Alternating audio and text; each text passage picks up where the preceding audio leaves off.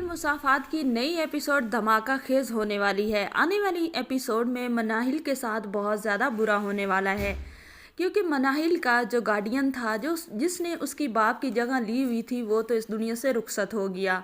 और दानियाल जो है वो भाई नहीं बल्कि बहुत ही एक जलील किस्म का इंसान है, जो कोई कसर नहीं छोड़ता मनाहिल को जलील करने की, ना ऑफिस में और ना ही घर में।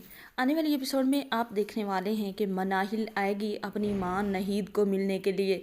जैसे ही वो घर में कदम रखेगी तो आगे से महम और जो दानियाल होगा वो ऑफिस के लिए निकल रहे होंगे। तो दानियाल तो भागेगा अपनी बहन को मारने के लिए, उसे धक्का देगा और गेट से अंदर नहीं आने देगा। पीछे से नहीद भाग के जाएगी और वो वहीं पर गिर जाएगी। नहीद की तबीयत ख़राब हो जाएगी। नहीद को लेकर हॉस्पिटल जाया जाएगा तो डॉक्टर कहेंगे कि उसको भी अपने बेटे की तरह अटैक आया है। तो अब दानियाल थोड़ा बहुत डर तो जाएगा, लेकिन फिर भी मनाहिल के साथ उसका रवैया ठीक नहीं होगा। और मनाहिल पहले तो अपना भाई खो चुकी है, अब अपनी माँ के दुख पर तो मनाहिल टूट ही जाएगी।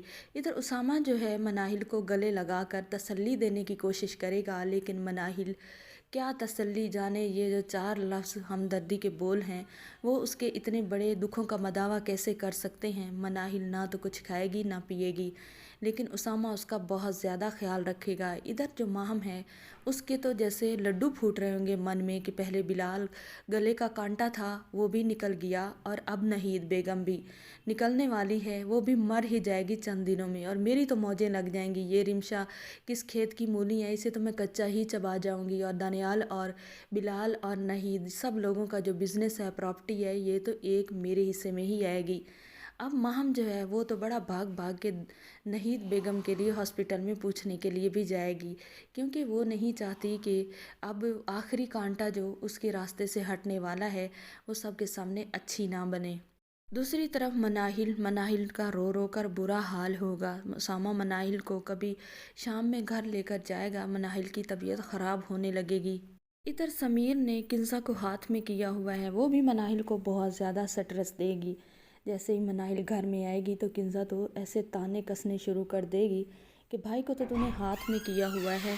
जब किंसा टॉर्चर करेगी और समीर ऊपर से आ जाएगा तो समीर जो है मनाहिल को दिखाने के लिए उसकी साइड लेगा और किंसा से कहेगा, किंसा देखो तुम्हारी भाभी हैं, इस वक्त स्ट्रेस में है, ये तुम क्या कह रही हो। किंसा को तो अब बहुत ज़्यादा गुस्सा आएगा कि इधर ये भड़काने वाला काम करता है और मनाहिल के सामने देखो कैसे अच्छा बन रहा है। किंसा को भी अब समीर की हकीकत आहिस्ता आहिस्ता समझ आना शुरू हो जाएगी कि समीर एक इंसान नहीं बल्कि एक बहुत ही बुरा शैतान है।